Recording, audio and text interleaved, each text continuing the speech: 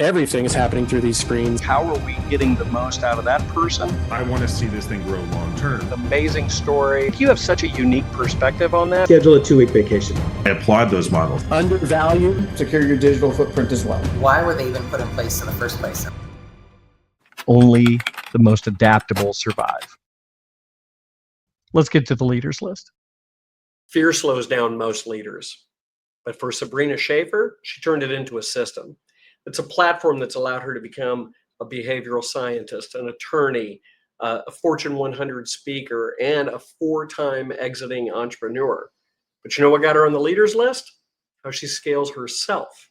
We're going to cover off in this fascinating episode on how she manages curiosity, uses personality assessments, time investment blocks, how she rewired her relationship with fear, and she'll even share some of the exercises that she's used to reinvent her personal brand, which has resulted in 150,000 YouTube followers in a matter of months. If you're trying to scale yourself, this is the episode for you. I'm Bryon Morrison. Let's get to the leaders list. First of all, I mean, I think it's kind of crazy. You're pretty difficult to pin down in terms of what you are. I mean, you're keynote speaker, influencer, author, behavioral analyst, attorney, recovering attorney. Yeah, I like to say recovering attorney. Attorney. Yeah, I still practice a little bit, but you know. Yeah. Yeah, you know, I refuse to stick in my lane. I just won't do it. And good. I talk a lot about that. Yeah, you know, especially in my earlier career, people would say you got to stick in your lane. And I just think that's really dumb, or it doesn't work for me. How about that? I do think that there's a lot of value to, specializing in something and being an expert in something. I think there's a lot of value to sticking to one career, and if it fulfills somebody, they should do that. But I also think that if multiple things excite you, multiple things should continue to excite you. And I used to hide it, by the way. I used to not tell people. I hid the fact that I was practicing law as a hobby. Some people have golf. I have the law, and and working with special needs children, and writing is also a great, huge passion of mine. And I used to hide it because I thought, well, people won't realize that I'm serious about, my tech career and my speaking. Yep. And then I just realized I don't care. Then those people are probably not for me. And that's okay. There are plenty of people who stick to one thing and they're awesome at it. And yeah, they're not your people if they feel that way, right? Okay. Yeah, exactly. So it's very funny that you say that. My longest love is behavioral analysis or behavior profiling. I still am going through a grad program and getting different certs and things like that. And, started very, very long time ago, over 22 years ago. So that's probably that, and special needs advocacy is probably my two longest lanes, if you will. But, life has a way of merging all of your joys together sometimes. Yeah. Well, or you'll find a way. That's right. Let's go back to the first one. So behavioral analysis, what do you say to all the people who go, hey, all the personality work style stuff, that's worthless? I think there's a lot of merit to that. I think that there's, listen, being a recovering attorney, as I like to say, and a behavior profiler, you can spin things exactly how you want to spin them. I've seen it in the courtroom. I talk about this very openly. I do not believe that there is true justice. If it does happen in our court system, I think it's by chance. But I do think that there is some merit to some of these, personality tests and things like that. But as somebody with a degree in some of this, I also know that there's a ton of behavioral psychology and studies that have evolved, and there's a lot of science behind, and I love science. I love astrophysics is one of my largest, biggest loves and hobbies. And what I like about any kind of science is that, nothing's proven. Nothing is 100%. You get to explore ideas and hypotheses. And the idea is that, if you can replicate something, then maybe there's more merit to it. So I think there's certainly something behind it. You can Yeah. tell a lot of somebody by their facial expressions. There's a lot that you can tell just by their eyes, and sort of the outside.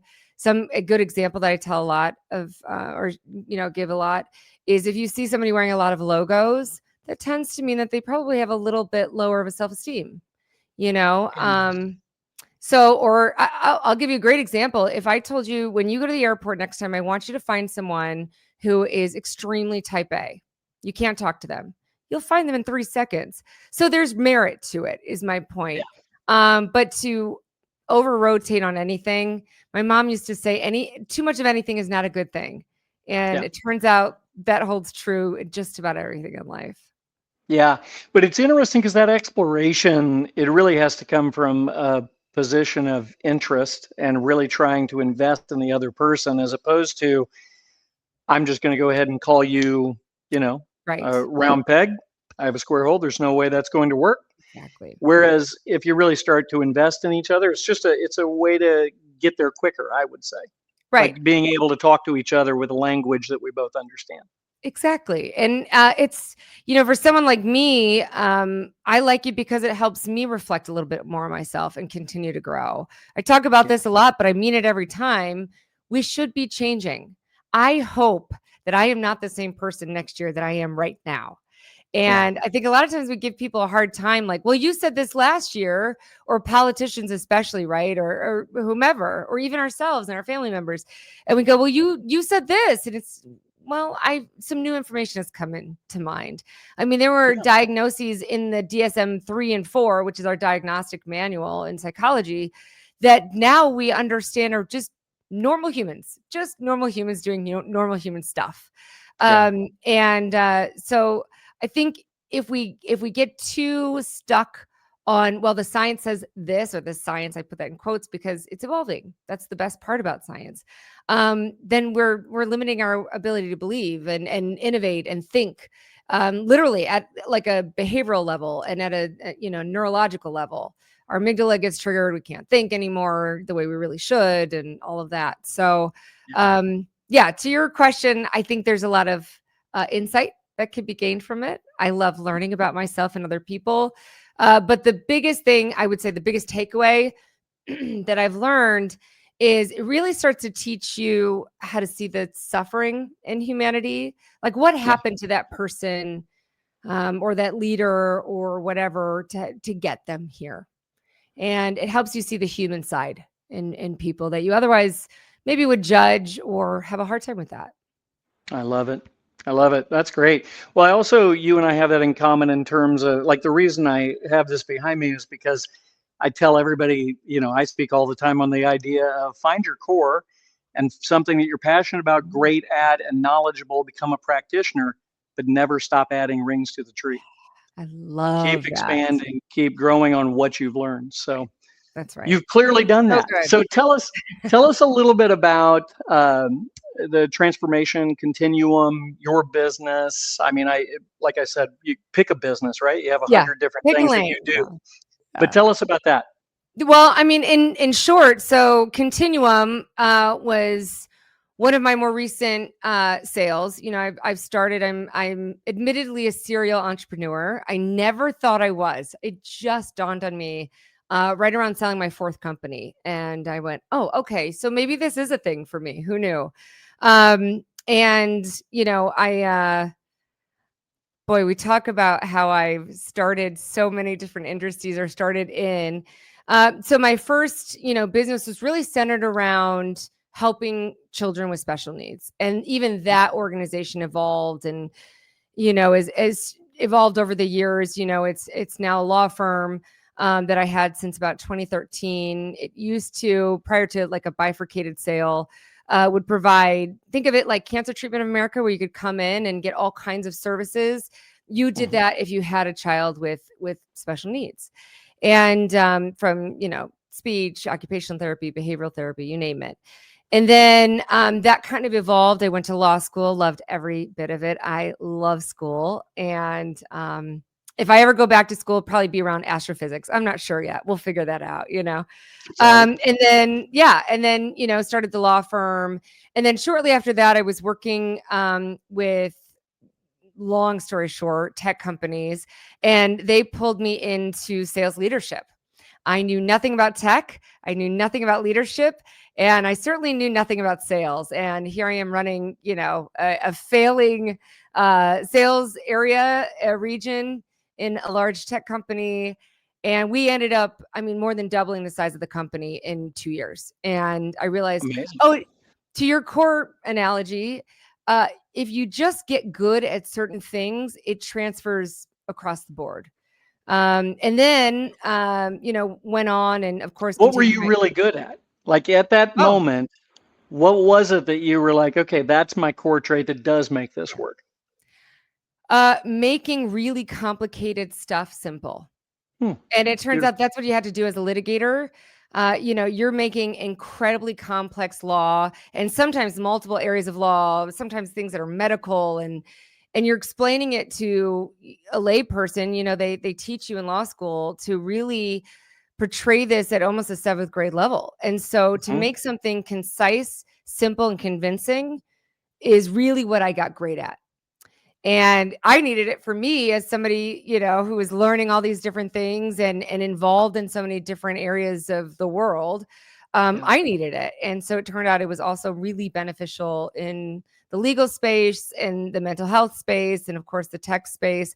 And fun fact, also in my public speaking.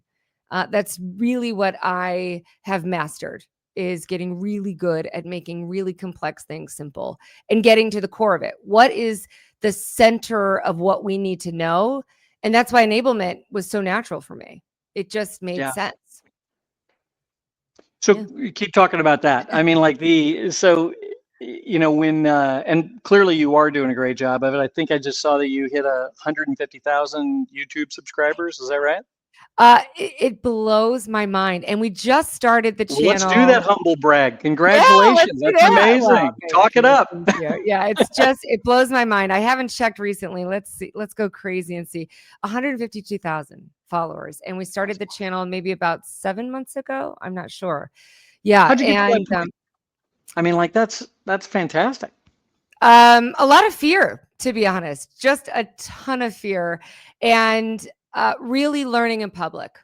You know, my podcast is me interviewing, asking the dumbest questions to some of the smartest people in the world.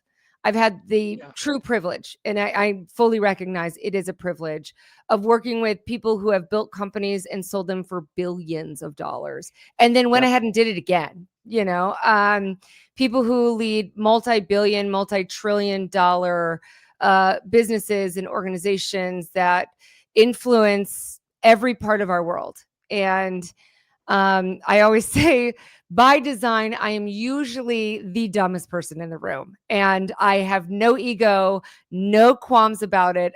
It is by design. But one thing that I've gotten really good at is asking questions.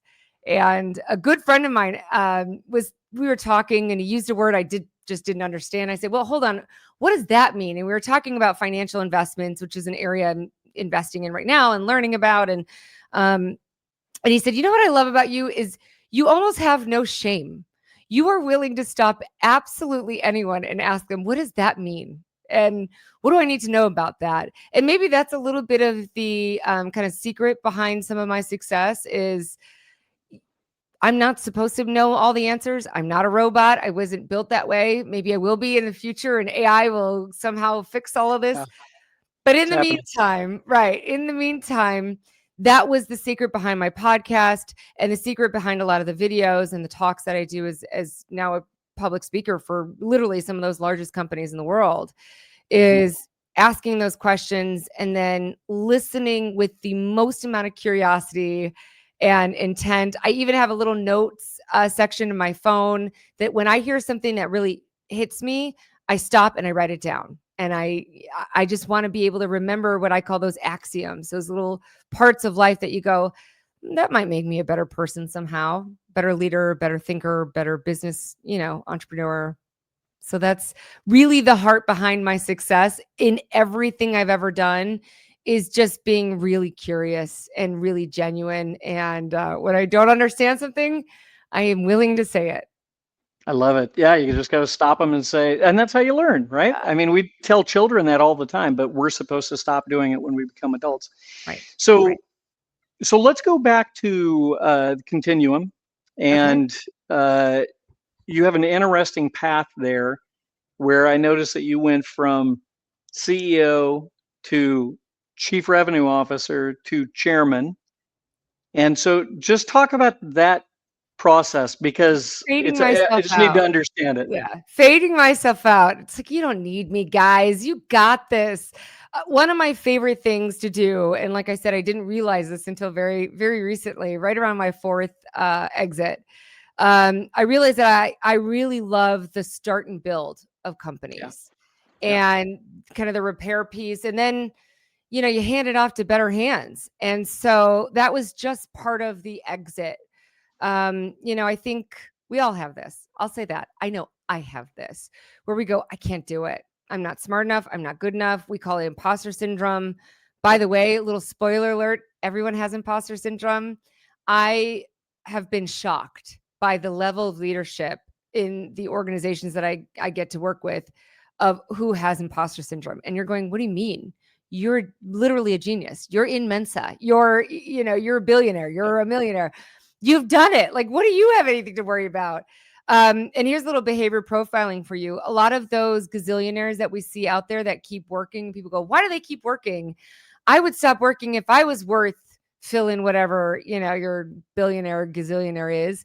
And at the heart of it, they don't feel enough. So call it imposter syndrome, call it whatever you want. It's that they're constantly striving for that internal, am I enough? And there's some great books behind that and that talk about that. But in any event, So it's not a love of the craft. It's not a love of what they do. It's an absence that they're chasing. If it was, do you want my behavioral profiler hat on? Yeah, I want your professional opinion on that.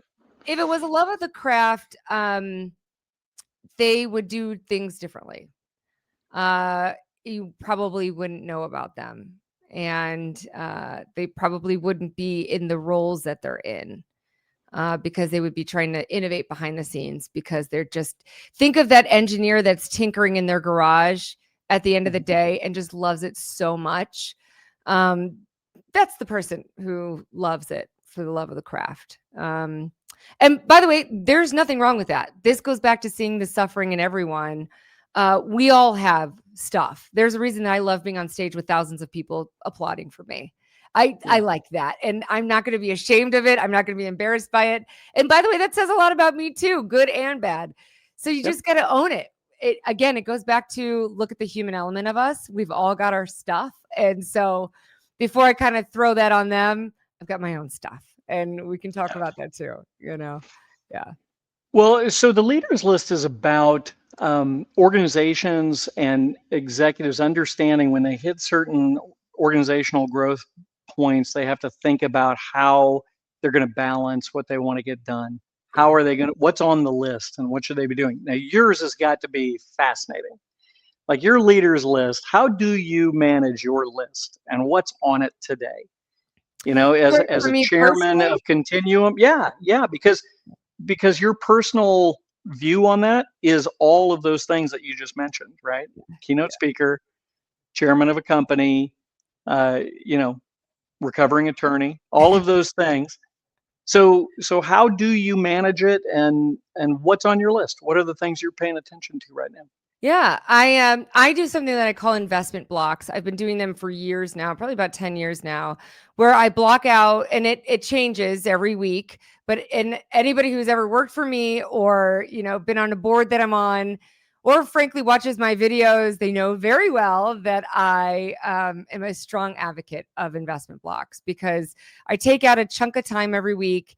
And because I'm, you know, a self-proclaimed nerd, I love learning. It's one of my favorite things to do. I was literally just watching, you know, a class right before we got on today. I love to read. I love to read audio or listen to audiobooks. So in any event, part of my investment block and what I recommend to people, and I eat my own dog food, is I find something that either brings me a ton of joy. I absolutely believe in doubling down on your strengths, or that I just want to get good at. And I take an hour and a week that's always blocked on my calendar. And the reason why I call it a block is because if it's not on your calendar, it's not going to happen. Right. You are a reflection of where you put your time. Where you grow is where you're going to go. So if it's not on your calendar, it's not going to happen. And so I highly recommend people put it on your calendar. Start in the morning. Your brain usually thinks better in the morning. I know a lot of people go, well, that's not me. Maybe you're different, maybe, but right now science is showing that people tend to learn best in the morning. So in any event, so right now, I'm focused on really understanding and simplifying the message around AI. The number one thing I'm getting asked to speak on from, not just tech companies, but hospitals and legal organizations. I mean, you'd be surprised. Of course, plenty of, our Fortune, call it 1,000, 5,000 tech companies are asking as well. But so really understanding, how do I simplify the AI message and bring back the human element, especially in this time of, uncertainty, to say the least. And so I'm honing in on what I'm calling my two rules of AI. And in fact, I'm just about to go do a keynote at a sales kickoff for, a company that you probably use every single day, and talk about this and to teach their teams and their leadership how they can start thinking about it. So that's something I'm working on. Another piece of my investment block is, like we were just talking about, is really understanding investments from a different perspective. Certainly I'm fairly versed in investing in stocks and things like that, but maybe expanding, my understanding. And by the way, AI is a great way to learn a lot of these things. So Yeah. I will teach you a trick if you're kind of unsure of where you want to learn or where you want to grow in your investment block. I have found that if I go to call like my 3 to 5 most trusted people where I really value their opinion. And if you don't know how to do that, look at their life. If you would want their life, that's your person. Don't ask somebody who maybe doesn't have the marriage or relationship you want, relationship advice.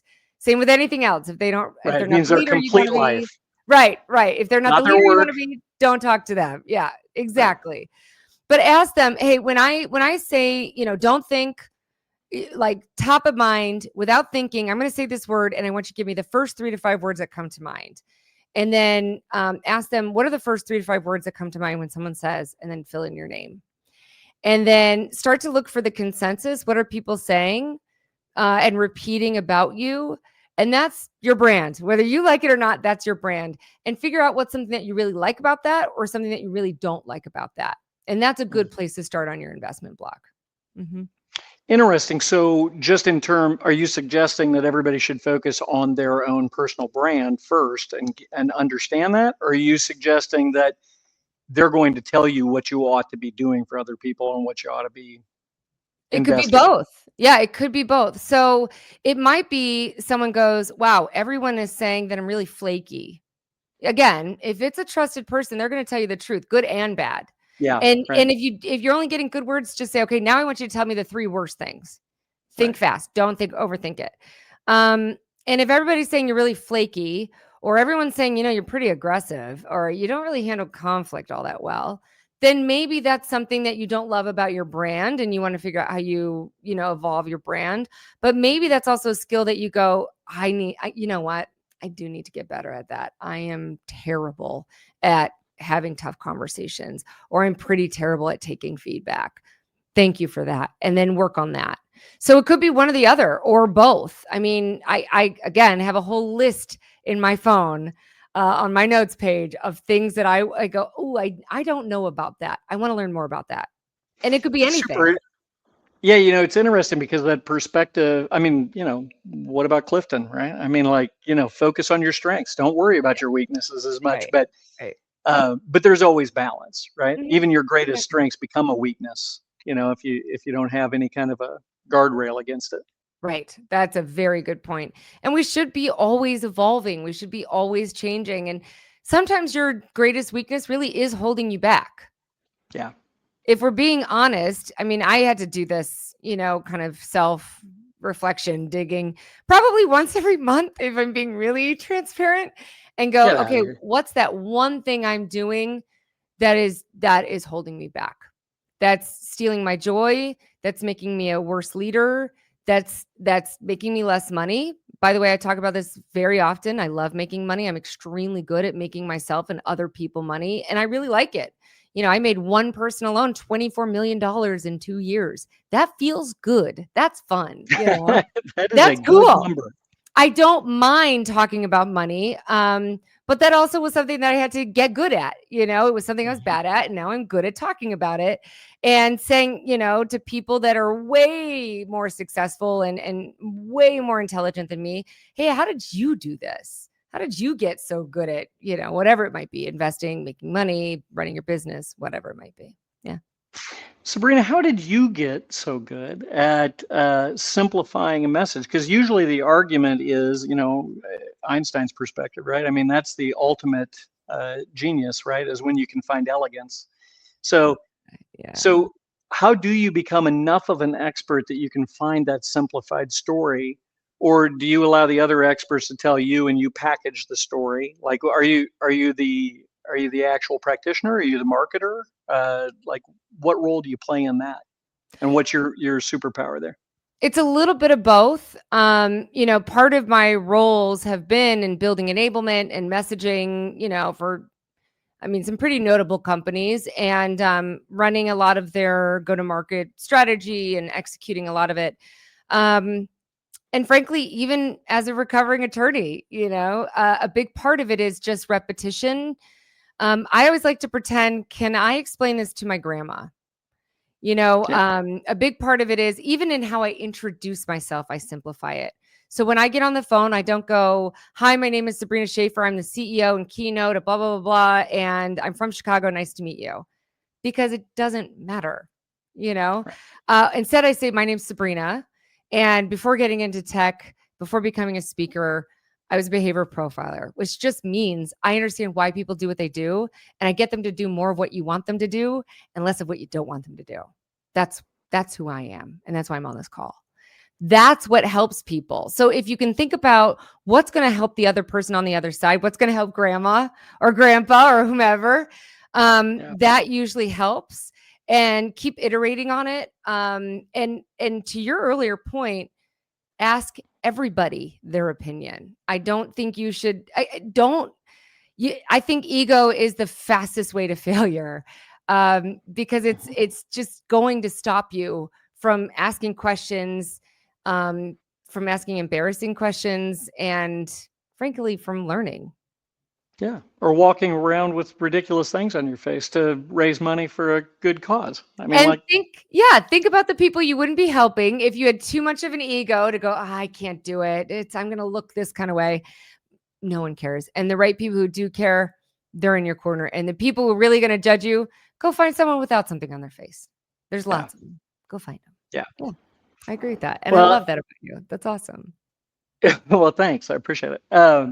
So in terms of what's next for you, if you've repeatedly built companies, so your investment blocks that you're looking at, I get you're simplifying AI and you're working on investment. That sounds like that's something you got to personally pay attention to. Pretty important. You've reached a point where it's like, yeah, I should become an expert at that. But what is do you have is the fifth business out there for you? Have you started to identify that? I have, naturally, right? I mean, about 3 weeks after I sold my last two companies, I incorporated my next company. So it's just kind of something in me. I'm in the middle of an exit right now. And I anticipate, hopefully, that'll close soon. But you know what? Here's the thing about life. It's so cute when we have a plan. Isn't it funny? And it looks at you like, oh, you thought that was going to happen? That's adorable. Yeah. Just go tap on the head. Good for you. That's sweet. Yeah. So the honest answer is I have no flipping idea.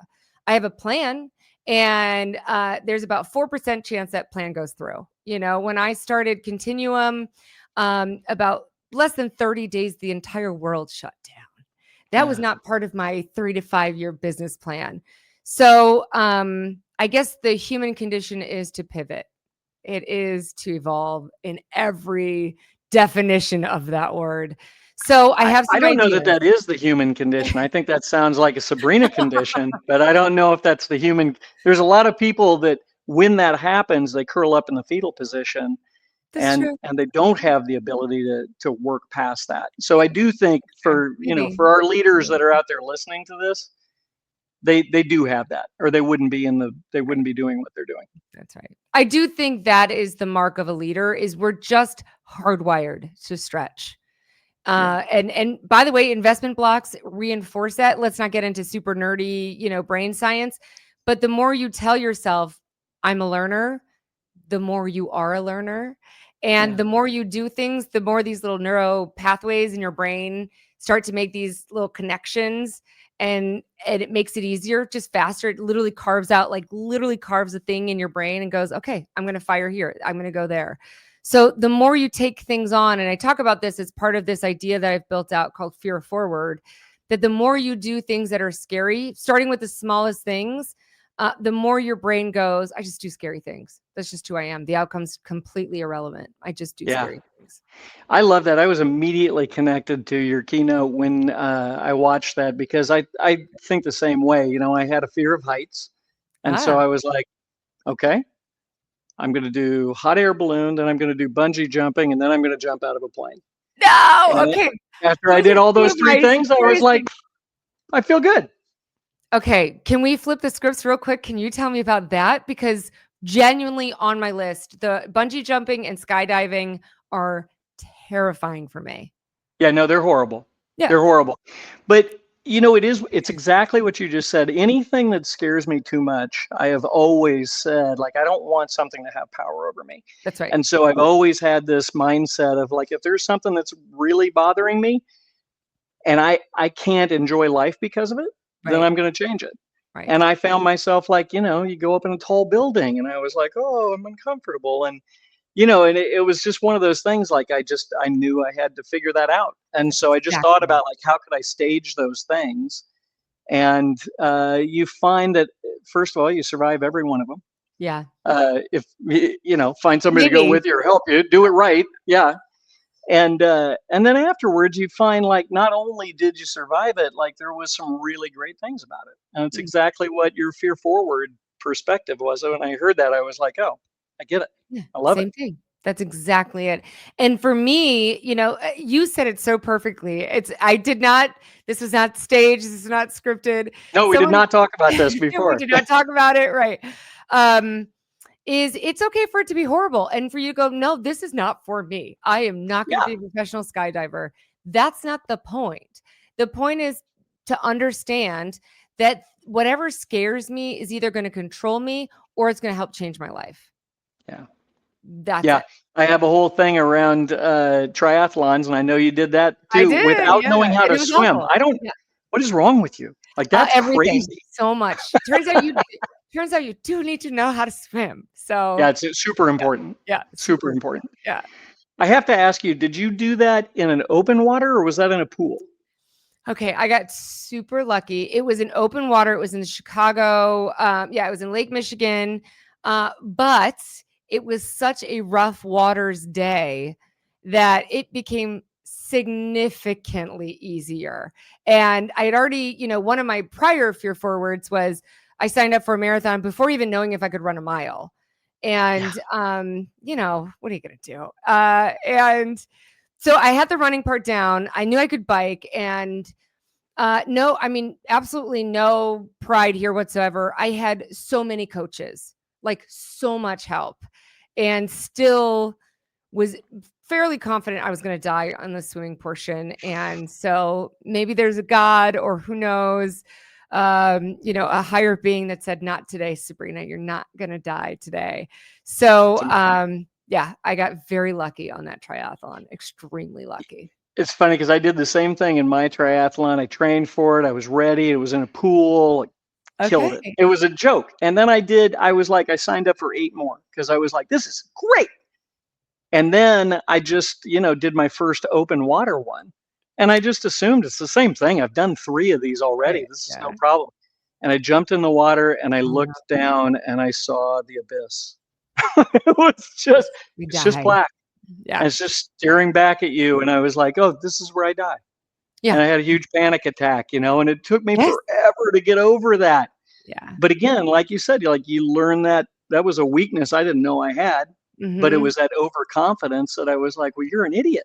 Right. You practiced all the time to get ready for one. You didn't practice once in open water. Wow. Wow. It might be different. It might be different. Yeah. It was And then you different. go, okay, I learned something. It Yeah. doesn't always have to be for you. And sometimes, like when I first started, way before I ever wanted to do any kind of public speaking, this was not meant for, this was not in the plan. In fact, I was so scared of public speaking. I decided I was going to do 3. This is right when LinkedIn came out with these lives, which you could come out Yeah. live.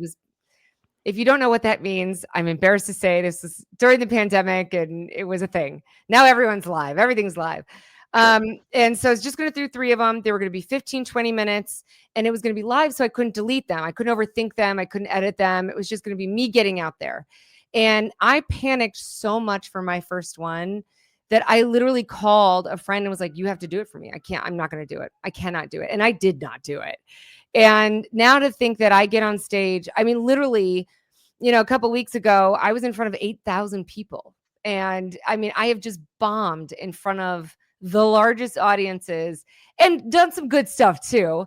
But little did I know, kind of getting good at this and all those, what I call bombs, would actually lead me to some of my best friendships, my biggest opportunities, a whole new career that is so wildly fulfilling and has in itself brought some insane friendships and lessons that I don't think I would have otherwise learned. So to your point, not everything that you do that scares you has to be for you, but you also don't know what those like failures, when they're going to actually turn out to be some of the best things that have ever happened to you, at least in my situation. You uncover some amazing, at minimum, you have awareness.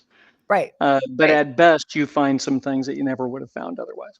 Exactly. Completely. That's agree. amazing. Yeah. So you've made a lot of money. You've achieved a ton of things. Your resume is fantastic. So I'm curious, and you've got another company that you started that you don't know what it is yet. So I mean, you're already working on it. What do you? How do you define success?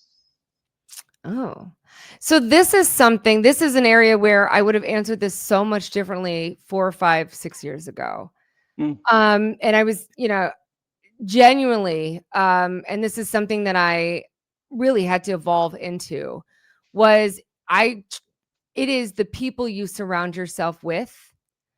That is success to me. I didn't realize until very recently and doing some deep reflection of just how much, and it's going to go like, duh, Sabrina, of course, but this is me learning in public, just how much your life is influenced and impacted by the people you allow around you.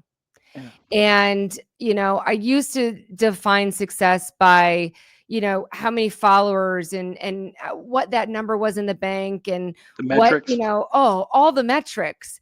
And it turns out it'll never be good enough. It'll never feel fulfilling. And so many celebrities have talked about this. I know Matthew Perry did a ton around this where he said, I thought my addiction was going to be gone once I became famous. Or, that's why people, who win the lottery end up bankrupt or worse, within years of them winning, because we can define it as one way. And then once you achieve it, and frankly, sometimes even lose it and regain it, you go, oh, that actually was wildly irrelevant to my happiness and to who I am as a person. And so if you can find joy in surrounding yourself with people who understand the true you and value it, and that you can understand the true them and value it, forget how much money, forget their car, forget how big their house is or their vacation house or this and that. Because, I'll quote Obama on this. He was talking about President Obama, not to be mistaken with any other Obama, I guess. I was just going to say, I think we know the Obama. That's okay, good. Yeah, just to make sure. Sorry, President Obama. But, he said, look, once you get to those big tables and you've got all these people around you, this is his words, they ain't all that. And some of them really are. And you go, wow, you're even better than I thought. I had no idea. And some of them are the worst human beings.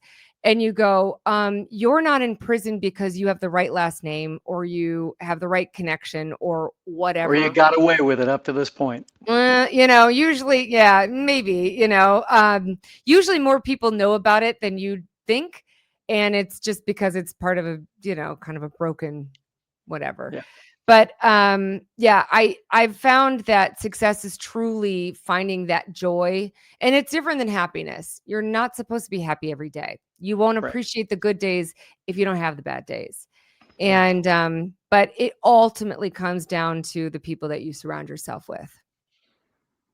That's great. That's great. Now you said you wouldn't have answered it that way 4 or 5 years ago. Is that because you were just metrics driven then, or did something change? Did something happen that made you think? Yeah, differently life about it? happened. Yeah, life's the worst. Well, life right? happened before 4 or 5 years ago for you. No, a lot of it is the fear forward. I have always been extremely driven. I graduated, school 2 years early. I started my first company at 16. I graduated law school, third in my law school class. I passed the bar on the first try. I've sold and built many companies. I've consulted and helped and worked with some of the literally just the largest companies in the world. It's unbelievable to me. And I thought that would be the thing that would feel like the enough, more degrees than I really should even have. At some point they should stop you and say, you can't have that many degrees. That's not good. And it just Totally disagree with that. That's true. It's too fun to learn. Yeah. It is It's fun way to too learn. fun It to is learn. fun. Yeah. But I didn't mean to interrupt. No, but you're right. You're right. I love it. Of course. But I think, and then you start to realize so many things of life happen. And, for me, it was a sort of an avalanche of things. And by the way, in the midst of that, I was on paper and in public wildly successful. I had the right names, the right logos, the right bank account, the right car, all the things. And I was happy, by the way. I was happy. And there's nothing wrong with those things. That's why I am so open about, I'm really good at helping people make money. I don't want to be bad at helping people make money. Otherwise, people wouldn't hire me. And so I like being good at that. And it's really fun for me. I love when people call me and go, guess what? I started that company and I just sold it for this. Or guess what? We just launched this product and it's, this on the Magic Quadrant or whatever it might be that we're helping them with. But what I've realized, and this was unintentionally became fear forward, was ultimately I was ruled by fear. And there's all kinds of ancillary tentacles to that, shame and doubt and blah, blah, blah, blah, blah. But it showed up as fear. I was scared about publicly, posting in public. I was scared about even talking about things like my childhood. I was just scared, you name it. Things were just terrifying to me. And once I really started to take on fear forward, that's when I genuinely started to find out who I am, my most authentic self. And that's when the floodgates opened. That's when I look back and I go, oh, that was nothing. And by the way, this right now is nothing. Just wait till you see what's coming. Because all of a sudden the outcome is less relevant. It actually, to me, feels wildly irrelevant because it's just a point in time. The outcome is just what it looks like right now. And who knows what it's going to look like tomorrow and the next day and the next day. So that was a very long answer to say, life was the reason that I realized. So it wasn't one pivotal element. It was just, No. you just felt that building up and then you got to a point where you recognized did the people around you help you get over that fear? Oh. Like, is that what transitioned success to being your network and community? That was a huge part of it. Being able to ask people, hey, I'm trying to understand this. Can you help me evaluate it? But don't hold back. Give me your honest opinion. I really need to understand this. Or so that was a big part of it. A lot of times when people let us down, or at least for me, You're right. Some people might kind of freeze or run away. For me, I was like, I want to understand that. Why did I let that person in my life? What was I supposed to learn from that? And what are the traits that I'm not going to allow back in? Not just in that person, but in me. Why was I attracted to that? What about me wanted to allow that in my life? And it's not romantic. It could be business. It could be customers. It could be business partners or bosses. Like, why did I stay at that company? I knew that they were doing some unethical stuff, but I did it for the money. Or why did I stay with that? You fill in the gaps. We all have stuff like this. And so, the people really drove so much of that. So having those conversations and then really taking a look at people I admired and going, what are they doing differently? And what about them is different that I'm not doing, which took an enormous hit to the ego. And you go, oh, maybe I'm not perfect. That sucks, because it's a lot better when I'm the hero of my own story. Right. So that was a big part of it too. And again, full transparency, tons and tons and tons of coaches, therapy. I mean, you name it. I am a big proponent of, you're not supposed to have all the answers. Go get them. There are other people who have learned stuff and you should talk to them. And sometimes you do have to pay them. And I understand that's a privilege. And fortunately now there's a lot of ways that you can gain access to those people. For instance, that's why I put so much on social media and YouTube and all of that, because it's like, hey, here's what I've learned. Take it or leave it. That's You your get what you paid for it. Yeah, exactly. Yeah, exactly. Man, Sabrina, this is great. It's so fun, isn't it? I'm going to ask you one final question. Okay. The folks that listen to this, they're running businesses, they're preparing for that big next change, and that's usually because they're growing fast, or they're preparing to buy another company, or they want to sell their company, things like that.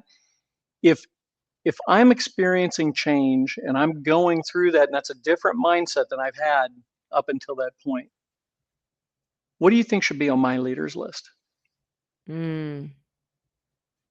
What should I do first? If you're experiencing change, if you're really trying to evaluate it, I would go to the people you trust the most. And if you don't have that circle, that's your first job then. That's the first thing on your list is, okay, I don't have the right people. And by the way, just to make it easier or less intimidating, when you ask someone for advice, it triggers the pleasure center of their brain. It's just like doing drugs and winning the lottery. So most of the time when you ask people for advice, they want to help you. If you're scared of it, maybe that's your next fear forward. But I would start with, go to the people that you trust the most and say the most vulnerable thing you possibly can. I'm trying to figure this out and I don't know how. And to be honest, I'm really freaking scared. Can we get an hour? Can I get you coffee? Or can I come over? And maybe bring that scotch or that wine that we were talking about earlier. Sabrina won't know it's any good, but can I bring it? And then frankly, maybe kind of step 1.A or whatever is that takes an enormous amount of self-reflection. And if you can drop the ego for a second, which is very difficult, and a lot of us leaders struggle with that, me included, and go, okay, what am I not getting right? Why is this scary for me? Or why am I not getting it right? And what is my competitor doing that they are getting right? Or what are they doing wrong? And then I would say part 2 is, how do I use this change to help people? The way that I've made so many successful solutions and products and been so successful even in my litigation career is if you step aside from how this helps you and you go, how does this help other people? You will be a better leader and you will make better solutions, and you will be that much closer to whatever you're trying to drive, whether it's an exit, expansion, scaling, whatever it might be. How is this going to help other people? Focus on that. That's what makes you money. And by the way, I think that's why it makes it so easy for me to talk about money, is because if you do it and you can to help people, that's where you make the most amount of money in my life. That's how I've been able to help so many people, help other people. So that's where I would start. And ultimately, like, to drill it down to one word, is start with people. Yeah. That's great. That's great. Sabrina, this has been tremendous. I've gotten so much out of this. I know our listeners have too. I just want to thank you for your time. It's been great to have you on the leaders list. Hey, thank you. This is such an incredible offering that you do for people. You know, this is how we all learn. This is how we all grow. If you have questions, you know, I'll say this to your followers, you're welcome. Reach out, you know, to the leaderships list and ask them. They'll get it to me and I'd be happy to answer them or send resources that have helped me in the past, because this is how we all grow. This is the fun part of life. Yeah. It's the best. All right. Well, thanks again, Sabrina. Hey, thanks. See you soon.